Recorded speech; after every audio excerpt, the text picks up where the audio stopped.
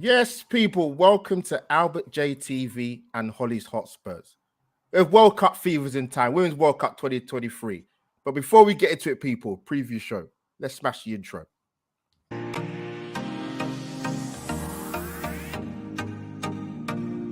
Women's World Cup 2023 is finally here. Hashtag Australia and New Zealand. Sarina Wiegman's Blue and White Army are going for glory. Collaboration time with Albert JTV and Hollie's Hotspurs. Welcome to the World Cup preview show. I grew up in a place where they told you what to chase, told you how to run the race. Every move was on the page, but I didn't like their way. And there you have it, people. Funky surround intro into World Cup Fever 2023. People, I tried my hardest to obviously get me and Hollie over to Australia, New Zealand, but the begging and the emails and the DMs didn't work. But we're going to kick off the show for our preview show. Looking forward to it. This is not the first time me and you two Tottenham wife have collab, but because it's international duties, we have put our hatred aside for a few weeks just to get through this preview and the rest of the tournament. Looking forward to it. Been a lot of furore and pay disputes and TV coverage of the World Cup, which is something we'll have a conversation with another day. But Hollie, welcome to the joint collab. This has been the pipeline for a while. How you been? Yeah, I've been all right. Like I say, it's quite nice to talk about something that isn't Premier League and we can actually get on for once. But it'd be nice. Like I say, we enjoyed it the couple of years we've done it before with the men and the women. So I'm excited to get it cracking this year. It'd be good. Yeah, absolutely. People, when you do arrive in the chat, don't just touch the like button. Smash the like button for both me and Hollie on my channel and her channel, because we're doing it from both our channels. So smash the like on Albert JTV and Hollie's Hotspurs. But yeah, Hollie, a couple of things I sort of want to mention before we bring our two amazing guests on. So yes, the World Cup is here. Do you want to mention a couple of things? Well, obviously I can't talk about another thing because it's not Premier League related. And I'm really excited to talk about him, but a particular sort of delicacy that we like to, eat sometimes, Hollie, but we won't go into it too much. Big up to Republic of Ireland ladies for making their first World Cup, beating Scotland in the playoffs to get here. And also, I've got to give a shout out to obviously my heritage, Nigeria, who have made the World Cup as well. In a bit of a tough group, so it's going to be a bit difficult. Obviously, shout out to Katie McKay, man, for Ireland, man. But Hollie, another thing I want to talk about quickly, because we was going to talk about it on my channel, but time and whatever. But obviously, Dele Alli. I want to quickly talk about it because I'll be honest with you, it's been on my mind a little bit, even as a Arsenal fan or just a football fan in general. And obviously, saw the tweet from Gary Neville. I don't always like what Gary Neville tweets about, but this was interesting. This was different. Did the overlap, as you know, did the interview with Dele Alli. So I thought, okay, let me watch this. And I watched it. It was a tough watch, really tough watch. I've got to be honest. It makes you think. We kind of think we know what's going on, but we don't really know what's going on behind closed doors. And he revealed quite a lot, even more than what I thought he would. And even to Gary Neville's surprise. I just wanted to get your sort of quick thoughts on it, being an ex-Spurs player and just as a human being on a human level for what you heard. I think I can't sit here and say that we all kind of wondered, being Spurs fans, what kind of happened to him and what the drop-off was. And obviously there was something that wasn't quite right. And obviously it's taken for him a little while to obviously come out and say that. I just think it's maybe the media that's made him have to do it so quick, because again, questions would be asked all the time, oh, where is he? What's going on? But big credit to him. I think it will resonate with a lot of people. And I don't think he quite understands how many people he's probably going to affect in a positive way to be able to just speak up and talk about it. I think especially, like we say, we kind of forget sometimes that footballers are human. And we are all human. Yeah. And I'm probably going to be one of those people that say sometimes you kind of forget that, which is horrible, but that's just how the nature of the game is sometimes. But no, big credit to him. I hope he gets obviously better. I'm sure he is. I mean, we've seen him training at Everton with the lads, so hopefully he can find himself again. And he's managed to do it at a time, which means he can obviously get his career back on track. No, well said. Yeah, like I said, it was fair play to him, just on a human being level, to talk about some of the things he spoke about. And I think he mentioned the key thing, like it's not only him, that he's met many people in very similar circumstances where this is the case. And for him to even has made it as a footballer, to be honest with you, is remarkable with the backdrop that he spoke about. But fair play to him. Hope he gets better. I hear that Everton have been fantastic about it. And yeah, hopefully on the road to recovery, man. But Hollie, let's change tact now. Women's World Cup. We've got two amazing guests. Will you do the honors of bringing in our two amazing guests, please? I will do. We've got Matt and we've also got Stephen. Now, they are my good, very friends from Tottenham. I love it because Albert's outnumbered tonight, so it's lovely. But welcome, guys. I'll say welcome, Matt, first of all. How are you this evening? I'm all good. Thank you, Hollie. Thank you so much for having us on. Alba, I appreciate you putting those partisan, issues aside. We let it go today because we're talking about the Women's World Cup, but I'm grateful to you guys for having us on. Thank you. And Stephen, it's been a little while since we've been in contact. It's a very small world, but it's great to have you back on to talk about the Women's World Cup today. How are you? Yeah, likewise. Thanks for having me on. I think Hollie slid in the LinkedIn DMs a few weeks ago asking to if I could talk about how good Beth England is. And as Matt can attest to in the office, I basically do that all the time anyway. So more than happy to continue that. Love that. Thank you. Cheers. Yes, so let me come in. I'm going to come to Matt first. So we will talk about, obviously, England are going to be the bulk of it, but we'll talk about, obviously, maybe players to look out for and other nations and sort of your thoughts, your insight into the women's game. But England I'm going to start with a squad, actually, that was announced. Possibly, I would say the one player I probably thought was a little bit unlucky not to make it was Maya Letitia, to be honest with you. Manchester United, who's had a fantastic season. But with England missing very key players, how do you see the shape of the squad? Are you happy with what the squad that's going to Australia, New Zealand? I think it's a difficult one because you talk about players who are out. Leah Williamson, massive loss in terms of the captain of the side. Beth Mead has been one of the world's best players, not just England's best players, but the world's best players. So there's some big names who are missing out on this tournament. You mentioned Maya Letitia as well. Great season at Manchester United this year. From a Spurs perspective, I would like to have thought Ashley Neville would have been in with a shout as well. But that all being said, those are the players who are out. Let's look at the players who are there. We've got a fantastic squad. Majority of who were involved in the Women's Euros where we triumphed. From the spine of the team, you're looking at Mary Earps all the way from the back, right to those strikers, Alessia Russo, who proved herself. If you want to think back to that back heel goal that she scored in the Euros, you've got quality all the way through the side. So, yes, there are players that are missing out, big names as well. But I think the players who have come in to replace them and the other players that we've got in the squad can definitely fill their shoes. And I still feel very confident, even though we are missing two superstars in particular in Leah Williamson and Beth Mead. So I think we've got a good chance here. No, good shout, Matt. I'm going to come to Stephen. I'm going to get this. There's actually the squad on screen.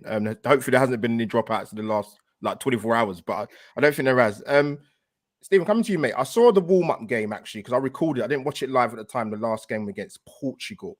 I think some of the criticisms I would sort of label at the England side, even before the Euros and a couple of Arnold Clark Cup games ago, and is, for me, they just moved the ball a little bit too slowly. But I actually think the one miss for me, even though I'm an Arsenal fan, obviously Russo, and just to get that in there, and I love obviously Beth Mead and Williamson, the key players, but I actually think the biggest miss for England is Fran Kirby. She just links that playing between the strikers, and she's fantastic at finding the pockets of space. Looking at the England squad, is there anybody you feel that can fill her boots in particular? Yeah, well, I fully agree. I mean, it's not just the Indian players, but a couple of the players that retired after the Euros as well, in terms of Jill Scott and Ellen White. But I think you look at the squad overall, and it's still very strong. I did see a comment earlier today that said that English pessimism remains undefeated, because it's like we're always looking for reasons to find the doom and gloom, even though, like, look at how successful we were last summer, look at the strength of the squad. But interested to see actually Kira Walsh, because obviously she's not a WSL player these days, so I haven't really seen too much of her. But yeah, be keen to see how she gets on at the World Cup. Good chat. We'll talk about Kira Walsh a little bit later. I've the woman's just poetry in motion, honestly. Her and the likes of her colleague at Barcelona. I'm not going to mention her now because she's just amazing as well. Who plays for Spain. But Stephen, good chat. Hollie, do you want to come in with some of your quick fire questions to your amazing guests? Indeed, with my beautiful colours on my piece of paper. Matt, obviously, Albert's spoken a little bit about players that are obviously missing or aren't quite there. But obviously, a big person I want to talk about is Beth England, because obviously she has been put into the squad. What do you think that she can bring to this England side? Because obviously she's pretty much carried Spurs on the back of her shoulders this season. I mean, she's been fantastic. Stephen will have even more of an insight than me. But, you know, having watched her live in the flesh over this season. And remember, she only joined Spurs in the January transfer window. So a fantastic acquisition for us. She has been a joy to work with, an absolute sensational player, lovely person as well. We'll throw that in there as well. So outside of the pitch, she's an amazing person too. I mean, what a player. I would love to think that she would get a starting 11 spot after the end of the season she's had. There's question marks over who will get that spot up top, with Russo in good form, obviously Rachel Daly as well. So it remains to be seen exactly who will be starting. But make no mistake, Bethany England will play a huge part in any success that England has at this World Cup. I'm convinced of it. She is that type of player that in the big games, when she is needed, she will step up to the plate and she can deliver. She's done it for Spurs for the last 6 months. Like, as you said, she scored the majority of our goals that kept us in the WSL this season. And she's a big game player. She's got so much experience, not only at domestic level in the WSL, but also as an England international. She's back in the squad where she deserves to be. And I think if given the chance, she could carry us to glory. 100%. I love those words. Good words, Matt. Obviously, like we said, she got called to the team because Stephen, she said that it was her resilience that got her into that squad for England this year. And obviously, like Matt said, you work closely with her, more closely, so to speak. So what would you kind of say to anyone that hasn't really watched much of Beth this season? What would you say that she can offer to the squad? Well, I just think get her in the right area, and 9 times out of 10, she'll find the back of the net. I think after joining us in January, she went on to get 12 goals in 12 league games, which is incredible form, you know, massive impact on the team staying up in the league. I know that at the Euros last summer, Sarina I think she started the same 11 for every game and maybe didn't make too many changes throughout the games. But if it looks like we're struggling for goals and you've got Beth on the bench, then I think you've got to bring her on and give her a chance. Be interesting to see how she's used in this tournament, but I definitely hope that she gets that chance. But it's good that she's in the squad regardless, because she's got such great personality that, you know, she can really help the team spirit and get everyone in positive vibes going into the game. So yeah, really happy that she's there. No, I think we definitely need that. And I think it's the thing as well, we haven't really seen much of her yet in the warm-up games. So it's just whether, like you said, Sarina will mix it up, sort of thing. Yeah. Well, I was looking at FIFA 23 yesterday and playing the Women's World Cup mode. I did England versus Haiti. Or is it Haiti? Haiti. Yeah, you said it right. And I gave Russo a half and I gave England a half as well. And they've both scored a goal each. So there you go, Sarina. That's what you need to do. Well said, Stephen. Well said. Now, you know what? Fair play with like Bethany England moving from Chelsea to Spurs, because obviously, I guess it's different, Stephen and Matt, in the sense that at Chelsea, she probably would have seen a lot more on the ball as opposed to being at Spurs, because I believe her and Rachel Daly outscored Russo last season in the WSL. And I love Alessia Russo even before she came to Arsenal. For me, she's better hold-up play. But Beth England, I think, probably will be used more as an impact player, because what Hollie's mentioned in terms of the warm-up games, I haven't really seen her. But in that England side, there's still enough quality there. Yes, there's some obvious key players that are missing, but we'll talk about one particular I want to ask you about, both Stephen and Matt, coming to you. Lauren James. Now, obviously, I think she missed it last year through injury, I believe. And me and Hollie obviously met for the first time at Finalist. We went to go and watch the England-Brazil.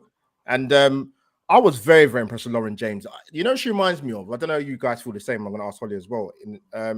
If I'm looking at sort of men's game, if I look at a player like for like, I would say she reminds me of like a Jack Grealish. Like her, I wouldn't like to stick her out like wide in terms of keeping the whip. She probably can play there, but you saw even in the warm-up game against Portugal, she can play in that 10 role. And obviously with the miss of Frank Kirby, how impressive have you been sort of coming to you, Matt, with what you've seen in Lauren James? I mean, what a player. And like Stephen said, thought you were going to compare her to Reece James, and I thought, he's going for the banter point. No. Can't do that. But fantastic player. Literally, such a good player. Strong on the ball. Clearly, as you've compared her to Jack Grealish, she's got that technical ability as well. She's fearless when it comes to taking on opponents. She's dominated domestically with Chelsea. They've had such a fantastic season seasons under Emma Hayes, for such a long time now. And she's been a pivotal part of what they've done in the WSL in the past 12 months. So fantastic player for England to have at their disposal. And it goes to show the kind of squad depth that we've got. We talk about Alessia Russo and Beth England and Lauren James and Rachel Day. We've got so many of these players who can play in these attacking positions. I haven't mentioned Chloe Kelly yet. There's so many players who can play across a front two, front three. We've just got so many options. But yeah, Lauren James in particular could be one to watch in this tournament from an England perspective for sure. Yeah, that's a great shot. Like I said, I'd seen bits of her, Matt and Steve. Coming to you, Stephen, I've seen bits of her, but I guess it's until you see the players play in the flesh and you think, wow, like she has got something about her. Obviously, I want to get your thoughts about Lauren James as well, Stephen, but also sort of England's team lineup. What are you feeling in terms of that opening group game? I'm going to get the team up that played against Portugal in the last warm-up game. I actually think the front three is probably up for grabs. But yeah, just your thoughts on Lauren James and where would you play her and who would you like to see in that front three? Yeah, I'm sure like when you saw her in the flesh, you can kind of appreciate more than like the physique that she has as well and how athletic she is. But in terms of this team, I think the front three, having worked at Norwich in the past, I'm a big fan of Lauren Hemp as well. So I'd be more than happy for her to start. Obviously, Ella Toon, amazing impact at the last tournament. Stanway Walsh. Daly obviously can play left back. So is that a spot where you put Beth there in the number 9 role? But that'll probably go to Alessia Russo. But it's still a very strong team. But yeah, let's see. I wouldn't mind James being high up the pitch. No, good shout, Hollie. Before I bring you in, you know what? Even when you kind of look at the squad, you think, actually, you know what? They have still got some game changers there. Katie Robinson's had a fantastic season at Brighton. As you mentioned, Lauren Hemp, who, when she gets the ball and get her on one-on-one, she's electric. But again, it's about England getting the ball, moving the ball quickly through the midfield transition through Walsh and Stanway in order for the wide ladies to do their damage. But yeah, it's Hollie, coming to you, my amazing Hollie. I'll say, because I was just going to talk about obviously our opponents and things that we're going to face. And obviously we've got this over our head that we're going to be one of the top dogs, shall we say, in the tournament because of our winning streak in the Euros of last year. So I'm going to come to you, Matt. Who's someone do you think that we need to maybe watch out for? I know obviously America are going to be a massive player in this tournament, but who else do you think is going to be up there battling with us? Yeah, I mean, USA are coming off the back of winning the last 2 World Cups, right? So, I mean, it's never been done. A team has never won 3 World Cups back to back. It would be a fantastic achievement for them. Yeah. Hopefully, England can do it and claim our first trophy since the Euros because we're just that good. We win trophies all the time. But you know what? Other teams who have got potential. I mean, you have to look at the likes of. I actually think this tournament there's going to be some dark horses. I think that the traditional teams who have done well when it comes to women's football, like Germany, Brazil in the past, I actually think it's going to be a team like, and Albert, you mentioned them earlier, Nigeria, who actually, could come good this tournament and provide something of a challenge to the established winners like the USA, obviously England recently, but there's a lot of individual talents when it comes to teams like Nigeria and Brazil.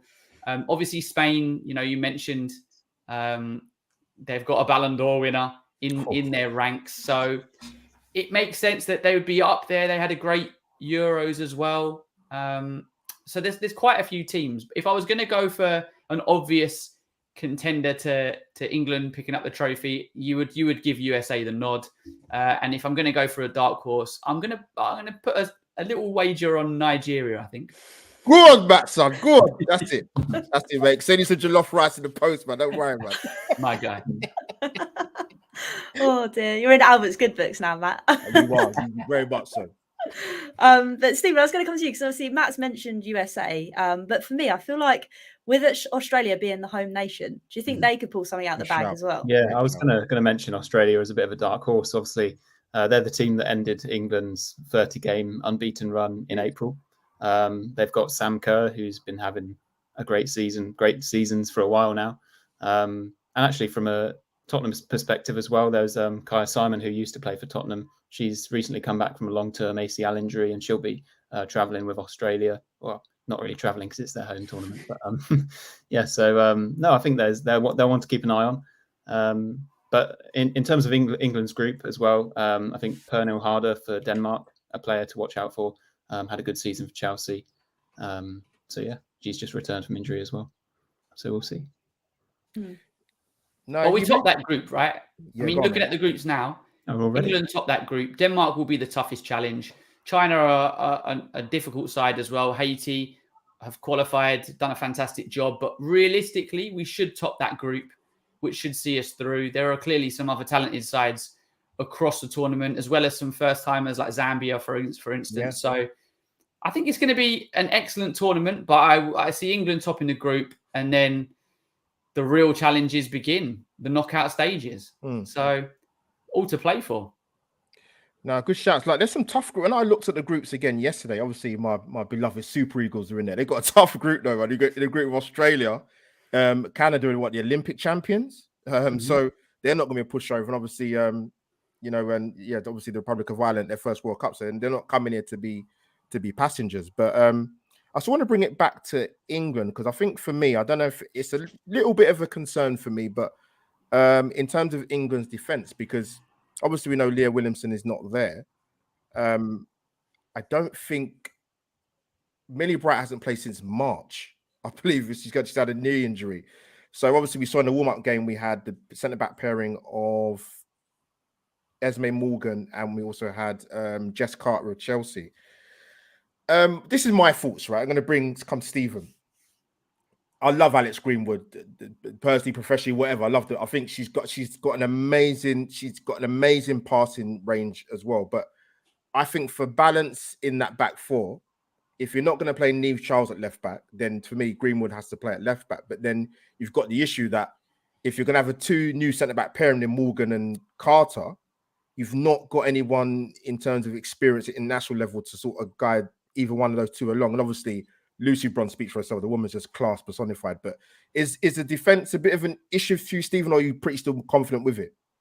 Could be a bit of a concern. I wonder if Ashley Neville would have helped solve this problem. Obviously, she doesn't have any international experience at the moment, but she's got plenty of experience. But I like to think that looking at the group stages and the games that we've got, hopefully we can get 3 out of 3 clean sheets or 2 out of 3 and build a bit of confidence going into some more difficult knockout games, and hopefully we'll be okay. And even if we do start conceding, hopefully we can just outscore the other team and we'll be fine. Not Russo in England. No, of course, yeah. Matt, coming to you, what's your thoughts, mate? I think the warm-up games, I think forget about them, write them off. We've seen it with World Cups and Euros and tournaments in the past where England, both the men's and women's teams, have smashed teams 6-0 in the build-up, 4-0s, and this, that, and the other. And then we haven't got past the last 16 or the quarterfinals. So we can go out, have some tough challenges like we did against Portugal and other games that we played recently, and then go on and win the whole tournament. So I think take those warm-up games with a pinch of salt. I think the proof is in the pudding. When it comes to international tournaments, England always do well. We haven't always won them, but we've won one recently, which is a fantastic achievement. So we're going in to this tournament, into the World Cup, on a massive high. We're the European champions. We should be going in thinking that we can really beat anybody, that we genuinely can beat anybody on our day. Yes, we've got a relatively new centre-back pairing, and Leah Williamson is, as I said, is a massive loss, the captain of the side. She is a rock at the back there. But you mentioned her before, Lucy Bronze, fantastic player, so much international quality. Mary Earps as well in the sticks.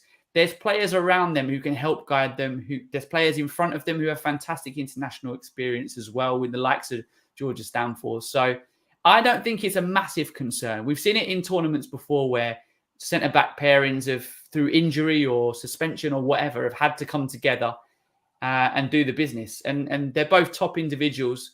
So I reckon we'll be fine. I don't see it as a massive concern. I like the conference. Holly, before you come in, I saw the betting odds actually in terms of the tournament. I don't know how recent these were. I think guys might have seen this, but let me get it up. So, and I think Canada's at the Canada's about 45-1 as well underneath that. But USA fight the 2, England fight the 1, Spain 6-1, Germany, you can't write them off 8-1, France. Australia just behind France in terms of betting odds. So Australia could cause a surprise, but yeah, USA can be tough. You know what I mean? These guys are serial winners, man. Like the likes of Morgan, Sophia Smith has been ripping it up for the last 12-18 months. Megan Rapinoe still there. So Holly, come in, Holly, come in. Yeah, I was just going to say, because actually you've kind of led on to like my next question. And obviously that we all know that Rapinoe, I think she's retiring from international football this year. So she's definitely got something to prove going out with a bang. So Matt, I'll come to you first. Is there anyone you've kind of got your eye on that we were like, right, we need to look out for them? Because obviously, like we said, Rapinoe's like another level of human being, so to speak. Is there anybody else that we just kind of need to look out for in this tournament? Oh, 100%. I think it's a good point that there are actually a few players who are probably playing in their final World Cup for their nation. So Megan Rapinoe being one. I was lucky enough to meet her last year, actually. We went on tour with Spurs Women and I watched her play in the stadium. She was an unbelievable talent. Great person as well. Really nice when we caught up with her. She gave a lot of advice to some of the younger Spurs players. So, yeah, massive respect to Megan Rapinoe. I think she could have a great tournament. As we said, USA are unquestionably the favourites. But outside of USA, I've got to give a nod to one of the greatest female football players in the history of the game, Marta, who is appearing in what I think is her 6th World Cup finals. Wow. For Brazil. Something ridiculous, yeah. She is the GOAT of women's football, without question. She is unbelievable. Sensational talent. She's been injured for a lot of the last sort of 12 months, the last season. But as we all know, on her day, unreal and unplayable. So Brazil with Marta, definitely one to watch. You mentioned her as well, Alex Morgan, fantastic player. Yeah. You can never write her off. These are all experienced players at the World Cup. But there was a reason why I gave Nigeria my dark horse nod. And that is because of Barcelona striker. Yes. I'm going to tell you, I'll let you say it. I'll let you say it. Oshola. Oshola. Yeah, that's it. There you go.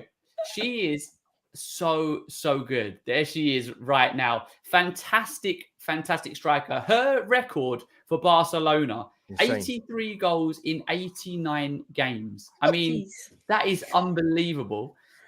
She's a fantastic player. The talisman for this Nigerian side. She could carry the Super Eagles the furthest they've ever gone in this tournament. She's won African Cup of Nations on several occasions. She's got so many trophies under her belt. So we talk about the experience in the England squad, you know, carrying some of the less experienced players. She is going to do exactly that for Nigeria. So, yeah, she's definitely one of my ones to watch. And then I want to give a final shout out as well, because you mentioned France just before, to Wendy Renard, who's been around women's international football for a long time. There was talk of her.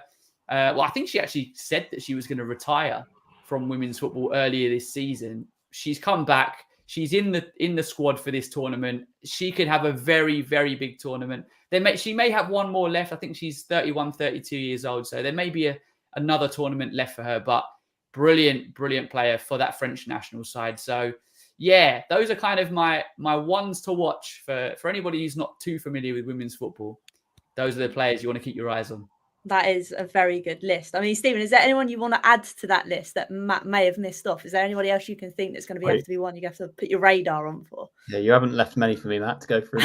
We've got there's Alexia Putellas. I'm sure I'm butchering the pronunciation, so apologies, but she's perfect, considered to be the best women's player.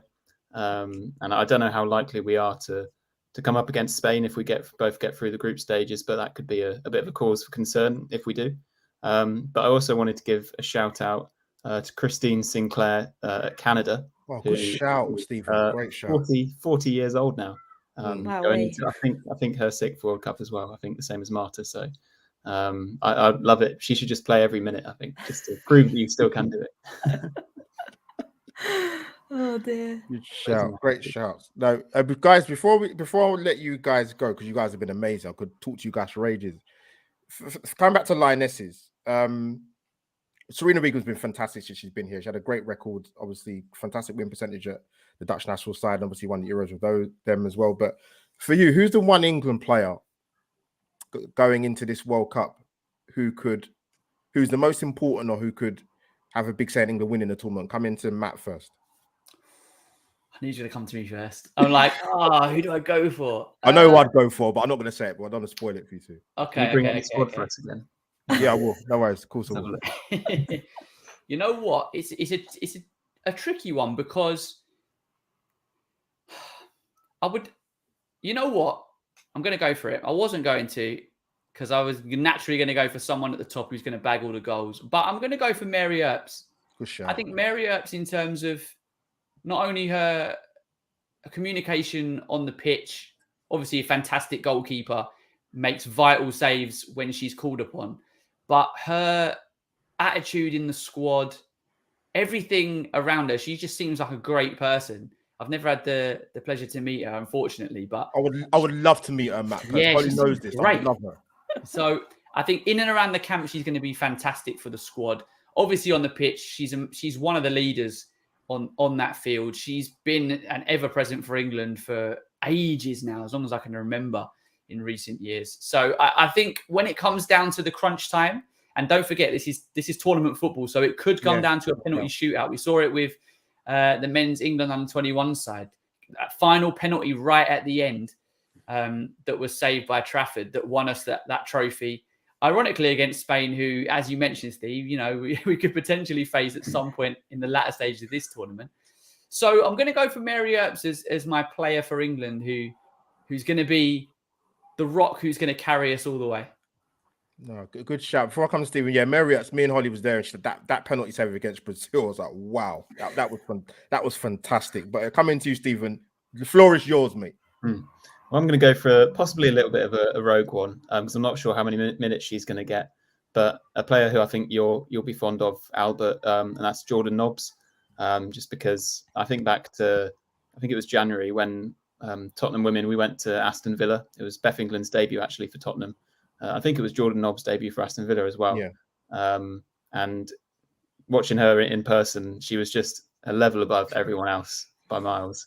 I couldn't believe what I was seeing. Just made it look so easy. So I'd love to see her get some minutes as well at the World Cup. Great shot, guys. You've been amazing. Could you please tell the amazing people where they can find you, starting with Stephen?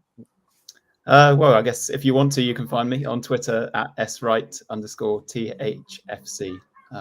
So not one for the Arsenal fans. Well, yeah, Stephen, you never know. There's some decent ones out there. Holly will vouch for me. There's not many of Holly will vouch for me. But no, Stephen, it's been a pleasure to get you on. People, footballing community, key thing. Follow this amazing guy. Thank you, Stephen. And Matt, thank you for joining us, and tell people where they can find you. Yes, thank you guys so much for having us. A pleasure to join you on both your amazing channels. You're both smashing it in the fan game. So yeah, massive big up to both of you. But you can find me on Twitter, Insta, you name it, whatever social media you want to find me on. You can find me at MattTartJourno. Nice and simple. No that is very nice and simple. But yeah, listen, throughout the tournament, I'm sure we can definitely love to get you guys on. Holly will vouch for me, absolutely. But you guys have been amazing, and thank you for joining us. Thanks for having us. No worries. Thank you. Thank you. There you go. Yes, and there you have it, people. Holly, that's 2 down. We've got 1 more to go. Before we introduce our amazing guests, Holly, let me come to you. Ask you a question, actually. As my fellow co-host, who are you looking forward to seeing play in terms of the England team, and maybe players you might not be familiar with in terms of outside of England, but anybody you got your eye on? I don't know. I'm probably just going to be boring and say an England player because I can't scream Mido this tournament. No, you can't do that. No. So I'm going to have to scream Russo. I want to see Russo do another back heel this tournament. That's what I want to see, if I can. So yeah, I think Russo's going to have another amazing tournament. I hope she does as well, because as much as I want to see Beth England, I feel like she's going to do the business. No, good shout. Let me come before we bring our amazing guest on, Hollie. One player I'm looking forward to seeing play for England. I think she will be integral. I love the woman to pieces. I call her the Alexander Perlo of the women's game because she's so amazing. And that is, I'm gonna get her up on screen because she deserves to put a picture up on there. Kira Walsh. Hollie, this lady is a combination. She's a combination, right? For me, just silky, makes it look easy. A combination of Erdegaard and Bentancur. She's just amazing, great touch. She's going to be very integral for England. But I think the key thing, my dear Hollie, is that England have to get the ball to her quickly enough, and also from your centre back pairings have got to be. They've got to be comfortable in possession. That's why we're going to miss Leah in particular, because she can play in that central area midfield. She can be comfortable on the ball in a back three or a back four. But get this lady on the ball, get her pass into the front three, get her on the front foot, get her on the half turn, and England can win this tournament 100%. But Hollie, let's take it away. Let's introduce our amazing next guest to come in. Indeed. Right, we are joined now by Josh. Josh, how are you this evening? It's nice to have you on. Yeah, good. Thanks. How are you guys? Great show so far. Josh, absolute pleasure. Thank you for coming on, mate. Got the England top on. It's the only time I'll ever wear red. Only time. I did the good thing and bought a blue one, man. I don't know if you find this right, and this is a question for Hollie because you're the Spurs fan like me. That when it comes to England, I actually prefer a red top to a white one. I like a red England away top more than I like the home top. I don't know why. Always have done. I don't know, man. It's difficult. I mean, I do have a red one, but I hardly wear it. Hollie, to be fair, even I said to you at the time when they released the England women's away kit, I was like, "Oh my god, this kit is insane." I like the home kit. The home kit's nice, but the away kit. Different. I've got to say though, the recent England kits have just been getting better and better. Yeah, I don't know why, but and I mean you've got one behind you, like classic top, right? And when I look at every single England top down the years, of course there are a couple of boring ones, but most of them were so nice. And I always think with the Tottenham kits, especially recently, they've just been a bit boring. But I know that's not why we're here anyway. We've got only a few days to go now. It's crazy. It's Josh. It's mad. Like even like we mentioned at the top of the show. 8 weeks ago, apparently there was nobody that could broadcast. It's insane. It wouldn't happen in the men's game. We know that wouldn't happen. And obviously there's pay disputes as well. But we're finally here. So I don't know how much you've seen of the show beforehand, but how are you feeling with England's chances going into this tournament, minus obviously the key players missing? Sure.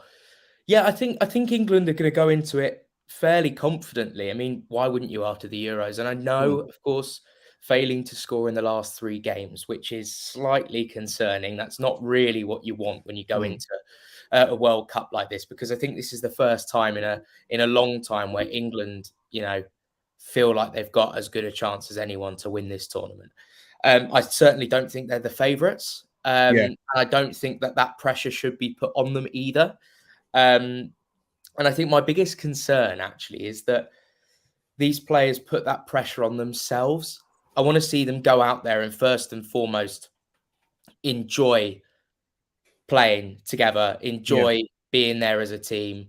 It looks like they've been having a hell of a load of fun in the build-up, cuddling koalas and surfing in early mornings and just doing everything I'd love to be doing in Australia right now. But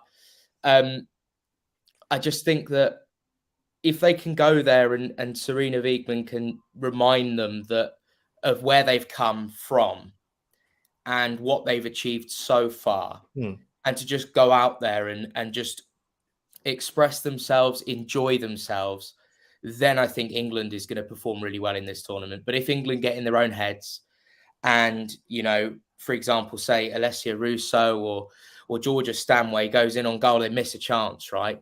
I don't want to see them overthink it. I don't want to see them, because especially given that they haven't scored in their warm-up games. I don't want to see them, if they fail to score in the first game, that pressure build up, because I think ultimately, so much of this and getting through this tournament, and it goes for the Lionesses, it goes for the men's team as well. It's always the same thing when it comes to the World Cup. It makes no difference. It's so much of it is how well can you prepare mentally, and in those testing situations, especially when, backs are against the wall and things aren't going your way, decisions may not be going your way. If you can just keep that composure. I mean, England did it in the Euros, and I know obviously there was home advantage, but I think it's really, really important that in a tournament like this, they show that maturity now. And I think that anything is possible. But I know obviously we've got some key injuries, and Beth Mead, I think, is one of no one can you can't speak highly enough about what she brings to the team, and Leah Williamson's captaincy as well. But there's some very experienced players in that team, the likes of Jordan Nobbs, and Millie Bright, these individuals, and I even see Mary Earps as a massive leader in that squad. Big time. So one of the things I absolutely adore about this squad is just how great the characters are. And obviously doing the work that I do in social media at Mail Sport, we've been fortunate enough that we've had Catherine out there, and we've been getting lots of clips and lots of bits and pieces from the squad. So we get to see little we get to kind of peer into their camp a little bit, and they're just absolute class. I wish I was part of that team, because they seem to have so much fun. It doesn't matter. There's not the same level of, I think, tribalism in the men's game. Well said. And I think that really helps. But I think Sarina Wiegman is that perfect balance of, someone that is deadly serious and so good tactically, but also she can get her dancing shoes on as well. And I think that going into a tournament like that, I think the team spirit's just unreal. So even with the misses, I think England's going to have a good tournament.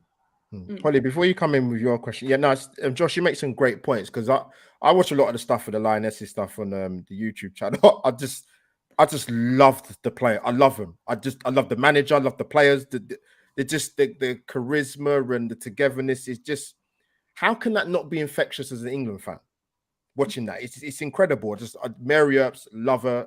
Love to meet Kira Walsh, Stanway. There's so many players in that team that's got so much character, and you just love them. Hollie, come in.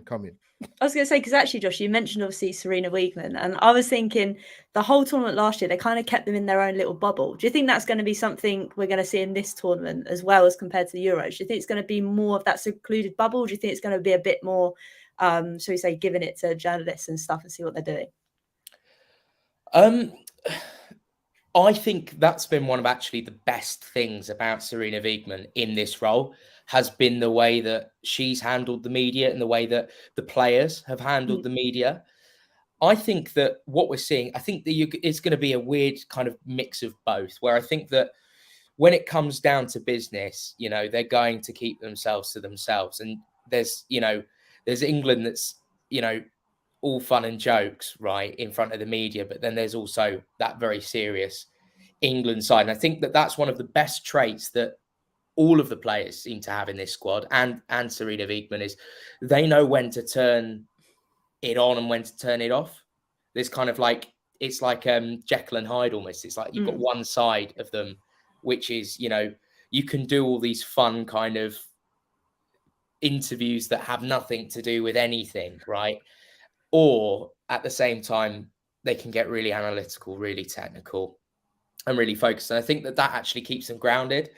I think once, the first game, the whistle goes against Haiti, I think we're going to see England go a bit more secluded, and it's all about the team. But I think, why not have as much fun as you can in the build-up? I think all of this is team building. All of this is, confidence building. And it's the type of thing, it's amazing how in any walk of life, if you're in a great mood, you do everything and you enjoy what you're doing, you do it so much better. And I think that that's what we're seeing. But I think also at the same time, I don't think Wiegman will be scared to pull the plug on interviews or pull players out of the media spotlight if there's a risk of, you know, or if a player's not quite focused enough, or if they've had a bad result, you know. But we get to see a ball kicked at the World Cup yet. So, you know, as far as I'm concerned, let the fun continue. And I think that they'll want to do that as well, because at the same time, they're also trying to bring all of us on this journey with them. And, you know, when you see Wembley sold out for the Euros final, for example, and we're seeing the growth, I mean, the attendances are going up so much in WSL. And, you know, obviously in Germany and in France and, you know, in Spain, the attendances have always been pretty good. But, you know, we're really seeing that growth. And if anything, I think we're really lucky. And they're really lucky that the World Cup has come so soon after the Euros, because that momentum, I still feel like we're on that high from the Euros. You know, and for me, at least, Harry Kane's penalty miss against France in Qatar, I forgot about that when I thought about what the Lionesses did. And I remember the emotions a bit. I was in Trafalgar Square for the final, 2 pints in hand, you know, and when I think about that, you know, I think that we've just got to get behind them. It's a summer World Cup. We obviously had a winter World Cup. So here's our summer World Cup. I hope everyone gets the beer gardens out and the weather holds up. And I know it's going to be pretty early drinking, but I hope everyone can, you know, really get behind them this summer, because, you know, if the Euros is anything to go by, I mean, imagine if England win the World Cup. I mean, there's going to be the best party. Mental. It's going to be unbelievable. People are going to be on the street. It's going to be unbelievable. So, yeah, I think we're in a good place. I think England's in a good place. And I think that, as I said before, it's that ability to turn off and on, you know, when to have fun, when to kind of be playful with the media and when to be serious, that I think actually stands them in good stead, because I always feel like they are in control. You know, they never let scandal kind of rock them. It's none of that kind of stuff. It's, you know, they're very focused. They're here to do a job, but they're also people. And I think it brings us as fans closer to them when you see the likes of Ella Toon just, you know, joking about with everyone, and she makes me absolutely crease. I've always thought, you know, if you guys watched An Idiot Abroad when you were younger, I would have loved to see a season with her on there, or like A League of Their Own where they go abroad and Ella Toon part of that. She's that funny. But at the same time, on the pitch, there's only one thing that's on their minds, and there's only one thing we're seeing, which is, you know, a good performance. No, great stuff. No, you make a good. Your people, obviously, because the World Cup's in Australia and New Zealand. I mean, if you want to drink that early, it's up to you. But I mean, personally, I might just be on the tea or the coffee, or maybe even a lemonade might stretch past 10 o'clock, 11 o'clock in the morning. We'll see. But Josh, Josh, 2-part question. So, I think the striking option for England, taking it back to England, is going to be interesting, because, as we mentioned before, Beth England and Rachel Daly outscored Russo last season in WSL. I mean, Daly scored, I think, 22 goals last season. And let's be fair, Aston Villa ladies are not a side that is probably going to be in the top 3 or challenging for a league title in the WSL. So that's an amazing turnaround. And who do you think gets the nod in Sarina's mind, whether it be Russo or Daly? Tough, isn't it? For me, it's Russo, right? And the reason why is because when you look at what happened at the Euros, when it really counted, who stepped up, who were the players that were, you know, in the moments where it mattered most, the ones that delivered. And I don't think that you can dispute what Russo has done. And I know, obviously, Daly has had a great season. And I think that what's good is that, and we've seen this with Wiegman. Wiegman will chop and change in the tournament depending on who the opposition is. And, you know, they might start out with Russo, but finish the tournament with Daly. And, you know, I think ultimately, at least for me, I'm going with Russo. I've probably got a bit of bias though, because she's a Maidstone girl. I'm from Kent. She's she's local to me. So I think ask anyone from Kent, everyone's getting behind Russo, even if she plays for Arsenal now. But, you know, I think at the same time, you know, this is it. It's the squad depth, and also you've got England as well. So England come in, and she's got experience, and Beth England's delivered in big moments, you know, throughout her whole career. So I think that, you know, you don't want anyone to get injured, but should England suffer any more injuries, certainly in those attacking positions, we're pretty well stocked. And I think that England have probably more depth and top quality depth, you know, up top than most other teams in the tournament. And, you know, I think that it's one of those, you know, I think that it doesn't matter who you play. I think they're going to give you something different. I think, you know, Beth England, you know, her experience, her clever runs, she's really good at, you know, getting ahead on stuff as well. You know, whereas, you know, Russo's probably a little bit quicker. Yeah. But, you know, for me at least, you know, I'm going with Russo. I've got to stick with Russo. And then, you know, we'll just see how it goes in the tournament. But as I said before, Wiegman chops and changes. And I don't think I'd be disappointed to see either of those, you know, three start. I think whoever's playing is playing because it's the right player to start that game. No, good shot. It's like it's a good problem, man. Like Daly, obviously, I know she played at left back in the Euros, but I mean, when she's at Houston Dash, she was a striker. I mean, she must be the only player in the entire England football in history that can play everywhere. She probably can play in goal. I'm not sure. I'll have to double check that, but I'm not too sure. But yes, Josh, come back to you again. Sort of like, obviously, there's some England have got some amazing players, but there's going to be some amazing players on show. I mean, if I just rattle through some, is any players you're looking forward to? But I mean, obviously, as mentioned before earlier in the stream, my fellow Super Eagles Nigerians, obviously, Osha Shalo's got a lot of goals for Barcelona.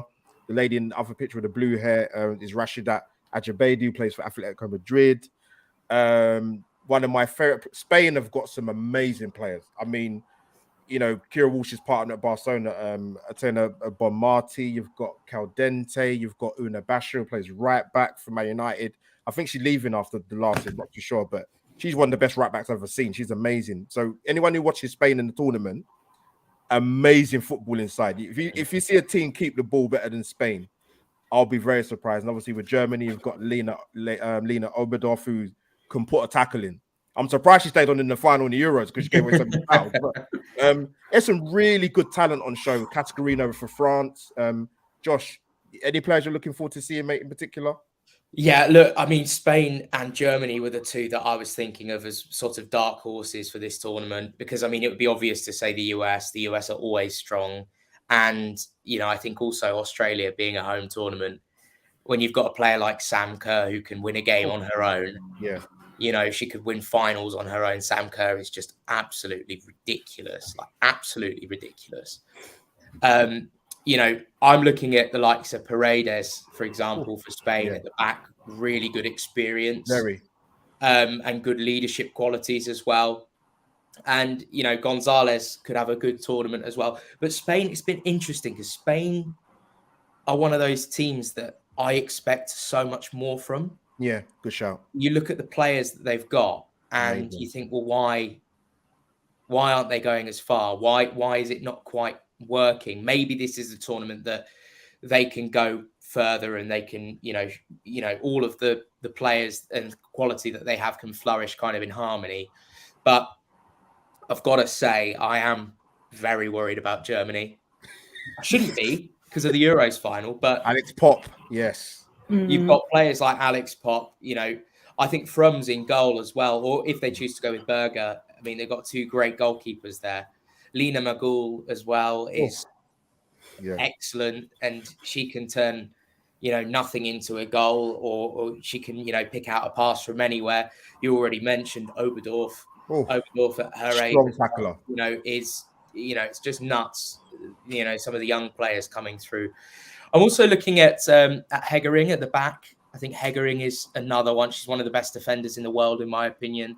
And Leah Schuller as well on the wing. You know, Germany have so many options, a bit like England. But then I'm still backing the Lionesses. I'm sorry, I'm still backing. Look, I'll tell you, if there's one player, I mean, well, I could name probably 5 or 6 players that I think it's worth watching out for. But I think Lauren Hemp's going to have a massive tournament. Yeah, class. I think Lauren Hemp is going to have a huge tournament. And Josh, it's amazing with her. Josh, it's amazing with Lauren Hemp, because one thing she's actually, I think she's quite short. She's actually very good in the air. Yeah, which is quite weird. But yeah, listen, she's a. Sorry, come in, mate. I was gonna let you finish up. Sorry, mate. Just raw pace, just absolutely unbelievable.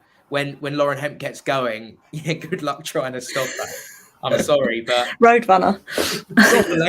Josh, you make a good point about Spain. I think if you put a Rachel Daly up front in the Spain team, they'd win a tournament. That for me was their biggest issue in previous tournaments. They're amazing transition, brilliant at keeping the ball. But I'm not sure if they've got a striker who are going to get you 5-6 goals in a tournament.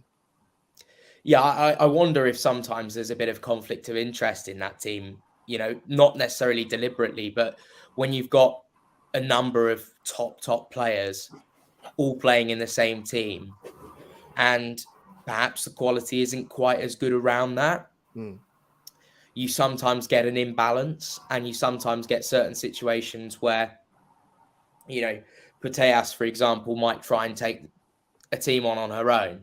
She might try and control, and it's kind of, especially if things aren't working because of, their lack of goals. And, it doesn't matter what level of the game you're playing at. If you're in a team where you're struggling, but you've got a couple of outstanding players, they get fed up. I'm just going to take it on my own. And then they get tackled, or it doesn't work out, and it lets the whole team down. So yes, Spain play good football. Yes, they're good in the transition, but I think that what I want to see is real maturity from them. They've got a couple of players that are, you wonder how many more tournaments Paredes has, for example, and I want to see back to front. I want to see kind of unity in that team. I just look at these teams, and the only team, USA have obviously great team spirit, as does Germany. But, I'm yet to see Spain have that kind of team spirit and that kind of same just vibes about them as the Lionesses. Do you know what I mean? So yeah, I think it's a big tournament for Spain, but I also think the pressure is on Spain because they've failed to deliver, in tournaments before. And I think that it's almost weird because you think, there should be more pressure on England. But in a situation like this, as I mentioned before with the Lionesses, I don't want to see the Lionesses put pressure on themselves. Spain, I think it comes with the territory, being a country like Spain, and having the players, when you've got someone like Putellas, for example, you can't not perform in a tournament. So it could be an Argentina situation where it all just sort of comes together, in this one tournament. But who knows? I mean, and the other thing is, in terms of people to look out for, one person that I haven't really spoken about is Katie Zellum. I think if there's one player, set piece specialist, if there's one player that I've been so impressed by in the WSL this year, it's been Katie Zellum at United. Just unbelievable. One of those players again. I don't think she gets enough credit. So yeah, I mean, look, there's so many options, so many good players on show in this tournament. Can't wait for it to start. But yeah, I think Spain and Germany probably dark horses. I would say more Germany than Spain, but that's only because Germany are this winning machine in tournaments down the years, and especially this current squad where they've still got so many young players. It's this kind of perfect balance of youth and experience. And I think that similarly to England, I think they're in a very similar kind of moment in terms of their squad depth and in terms of that balance of real leaders and younger players who are kind of, they've got the shackles unchained. They can do whatever they want. The sky's the limit. There's no pressure on them at all. Do you know what I mean? So yeah, that for me at least, I think we could end up with another Germany-England final. It could. Josh, you've been before I let you go. Yeah, one player I'm looking forward to seeing play. I watched when England played USA not long after the Euros. Is Sophia Smith. She's had an amazing 12-18 months. So it'd be interesting to see how she gets on. But Josh, you've been amazing, mate. Thank you for your amazing insight. Definitely want to get you back on again, 100%. Tell the people where they can find you before you disappear, mate. Josh UCV on all socials pretty much, but Twitter's the one that I tend to use more than anything. Normally tweeting stuff that riles a lot of people up about Tottenham. One of them. But yeah, you can find me there. And thanks so much for having me on, guys. I can't wait for the tournament. Come on, England. No, your insight's been fantastic, man. But no, I appreciate you coming on. People, come and follow the football community. Come and follow Josh. Josh, we'll catch up with you soon, mate. Take care. Take care, mate. See you later. See you later. See you later, mate. Hollie, and we are done. We've got Wow. an hour in, Hollie. People on my channel and Hollie's channel, thank you for tuning in. Smash the like button and subscribe to Hollie's channel in my title, and vice versa. Hollie's put my channel link in her title. So yes, people, football community, come and support both of us. Like I said, we're supporting the Lionesses. We're going to see some amazing footballers. The guys, Josh, Matt, and Stephen have mentioned some excellent players outside of England to look out for. Hollie, I'm sure you'll be looking out for some of these players as well. I will be. Yeah. I'm going to make sure I'm down. Don't worry, I'm not going to let you pronounce it in Nigerian players' names, so don't. Thank you. But big up to the people the guests who were amazing, great insight. Like I said, this has been in the pipeline for a long time between me and my dear Tottenham YouTube wife. But come on, you Lionesses. Hollie, final words for you before we depart on this Monday evening. I was going to say, I forgot what day it was, to be fair. But no, I'm well excited to have it. Like I say, it's always fun to collab when we're not talking Premier League and we don't have to talk about the two clubs we hate. I hate both clubs at the moment. But anyway, enough of that. It'd be nice to obviously watch the whole tournament, then dissect it with you and other people. And I'm also going to do some watch-alongs in the Agombar as well, man. It'll be open at 10 o'clock on Saturday. Don't you worry. I mean, Hollie, I would love to come. I've got an invite officially in the chat, but... work and just work. That's the only thing will stop me. Yeah, but I will make my visit to your neck of the woods one day. It is Southampton, isn't it? Or Portsmouth? Well, it's a bit of both. Well, you can't live in both areas. Which one is it? I live in Portsmouth. Right. Okay. Right. Mum and Dad live in Southampton, so it's a bit. I don't know how that works really in terms of the rivalry, but here we are. Okay, audio listeners, I will go to both cities. Okay, it's not a problem. So this will be put on the audio as well on my channel. So I'm sure Hollie will share it as well. So you can hear my dulcet tones and Hollie's dulcet tones as well. But guys, it's been an amazing preview show. Come on, you Lionesses, Sarina Wiegman's Blue and White Army. So people, hopefully Lionesses can bring the trophy back home. We'll be back soon with a match review for when England kick off the tournament. But people, that is Albert JTV and Hollie's Hotspurs over and out. Come on, you England. Come on, England.